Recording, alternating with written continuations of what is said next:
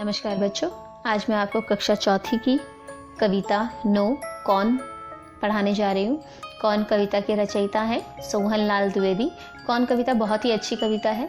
इस कविता में आपको यह बताया गया है कि घर में ऐसा कौन सा जीव है जो तरीके तरीके की शरारतें करता है और जिसकी शरारतों को हम पहचान नहीं पाते।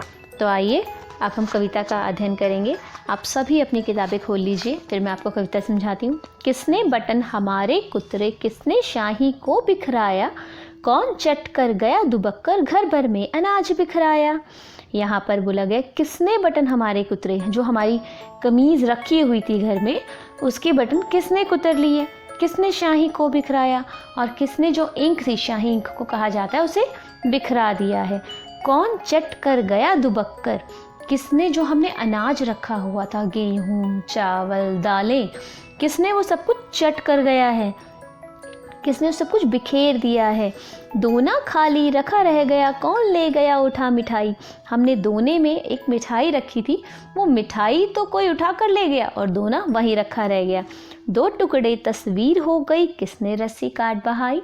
और एक तस्वीर रखी थी जिसके दो टुकड़े हो गए और किसने जो रस्सी रखी हुई थी उसे काट काट कर बहा दिया। कभी कुतर जाता है चप्पल, कभी कुतर जूता है जाता। घर में ऐसा कौन सा जीव है जो कभी तो हमारी चप्पल कुतर जाता है और कभी हमारा जूता कुतर जाता है। कभी खलीता पर बन आती, अनजाने पैसा गिर जाता। और कभी कभी तो ऐसा होता है कि जेब और कमीज़ की जो जेब होती है वह वो काट लेता है, कमीज़ और पैंट की जो जेब होती है वो काट लेता है और पैसे अनजाने में ही गिर जाते हैं।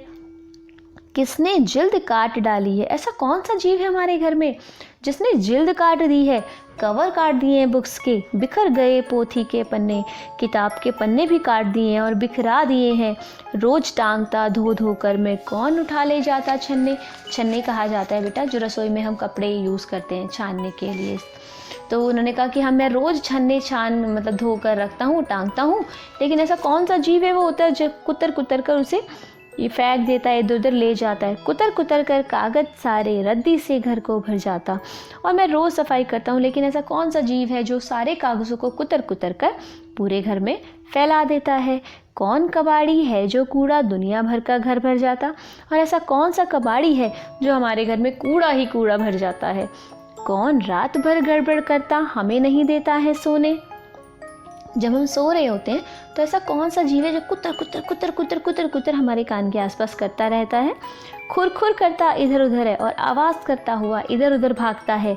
ढूंढा करता छिप छिप कोने, और एक एक कोने में ढूंढता फिरता है कि मुझे कुछ खाने के लिए मिल जाए। क्या आप बता सकते हैं ऐसा कौन सा जीव है, बताओ तो ज़रा। रोज़ रात भर जगता रहता, खुर खुर इधर उधर है धाता। रोज़ रात को जगता रहता है वो और इधर उधर भागता रहता है। बच्चों उसका नाम बताओ, कौन शरारत यह कर जाता।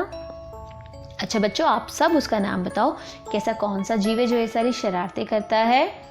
मैं जानती हूँ कि आप सबको उसका नाम पता है, वो जीव है चूहा। चूहा ही ऐसा जीव है जो हमारे घर में कूड़ा भरता है, जो सब चीज़ों को कुतर देता है।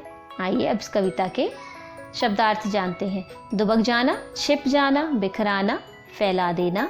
खलीता पॉकेट, जैसे मैंने आपको बताया जेब। पोथी पुस्तक।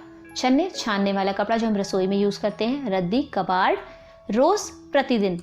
आइए अब इसके प्रश्नोत्तर से परिचित होते हैं। शरारती जीव घर के कहाँ कहाँ जाता है। शरारती जीव घर के हर कोने में जाता है क्योंकि वो खाने के लिए कुछ ढूंढ रहा होता है। शरारती जीव के कारण किस प्रकार की चीज़ों का सबसे ज़्यादा नुकसान हुआ। शरारती जीव के कारण सबसे ज़्यादा नुकसान जो वो कागज़, कपड़ों और पुस्तकों का हुआ। इस कविता के आधार पर बताइए कौन सा जीव है सब नुकसान कर रहा है। इस कविता के आधार पर यह पता चलता है कि चूहा यह सब नुकसान कर रहा है ना। चूहा जो है वो घर में बहुत सारे नुकसान करके जाता है ना। प्रश्न 4 देखिए, कविता में बहुत से नुकसान गिनाए गए हैं, तुम्हारे हिसाब से इनमें से कौन सा नुकसान सबसे बड़ा है। मेरे हिसाब से सबसे बड़ा नुकसान पुस्तकों का है, क्योंकि पुस्तकें बहुत बहुमूल्य होती हैं, उनका नुकसान नहीं होना चाहिए।